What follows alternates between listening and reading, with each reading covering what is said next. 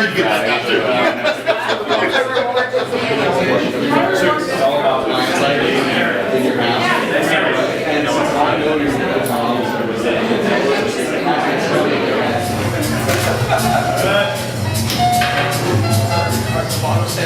a ball sales right here. We're just one dress. Right here. One later on that. What can I get you? Case of 4-play. Apricot, 2 or 3 if one. I'm pretty sure it's one. And 4 glasses of 4-play and 4 glasses of 7. See what? 3 more of those? All right. Were you first in line?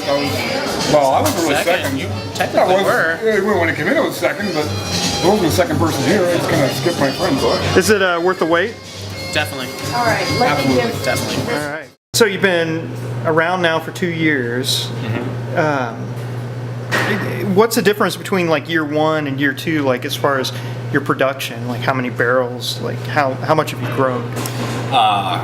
Gosh, well, we started in March in, what was it, 08, I guess? No, 09. And between then and the end of 09, so about for 3 quarters, we did like 350 barrels that year. And last year, for the full year, we did a little bit over 630. So we definitely made a little bit more beer, which is cool. So. You've got more tanks now. I mean, is that, you had to get those? You were running out of space, or, I mean, the demand? Oh yeah, I mean, like, well, we could have squeezed out a little bit more beer, but I mean, towards the end of last year, yeah, we were running the tanks pretty full most of the time. We don't brew here on like Saturday or Sunday because the taste room's open.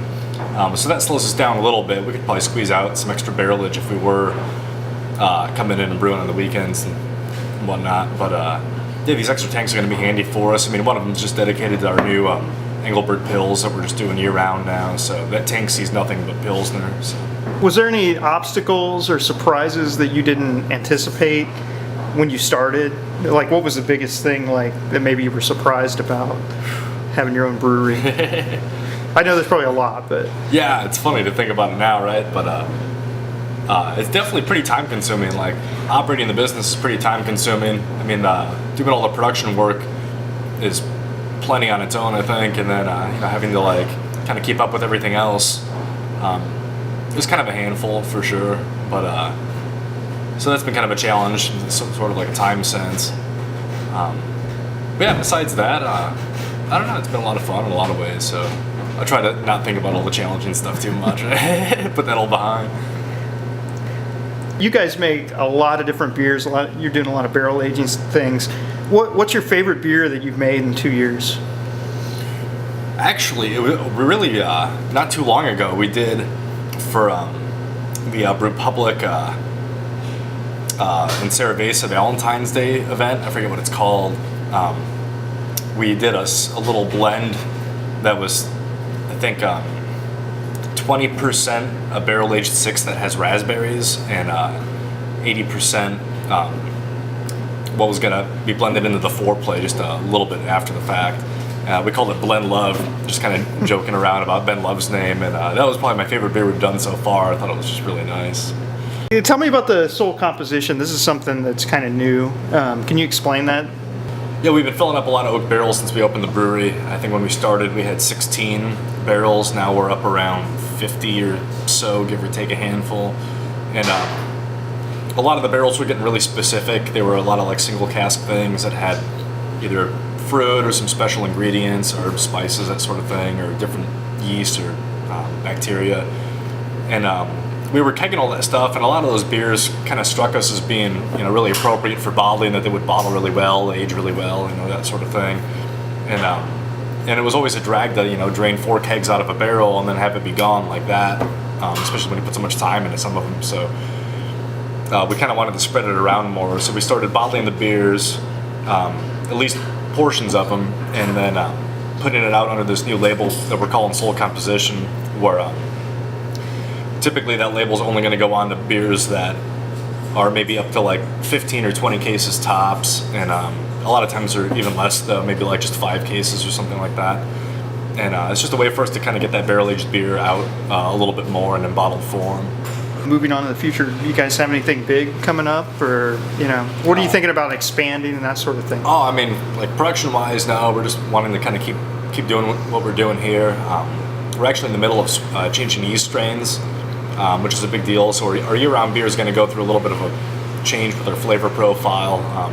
And we're not even like dead sure that we're going to be switching, but we're probably like 3/4 of the way sure at this point. A lot of the beers that we're doing with the new yeast are in progress right now, but we'll start packaging them pretty soon in the next couple of weeks.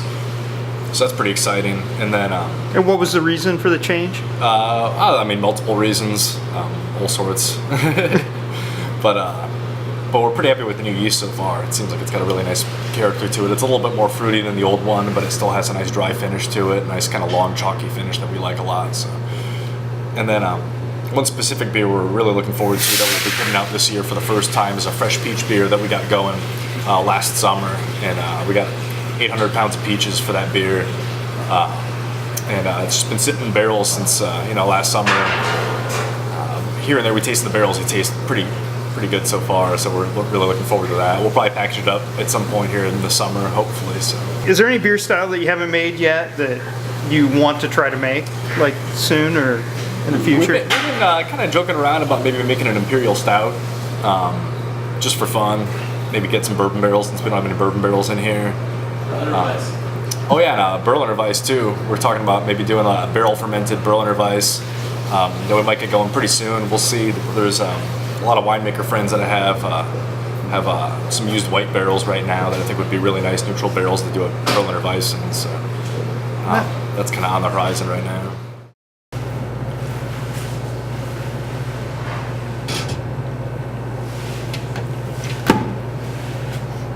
Now take a drink and look satisfied.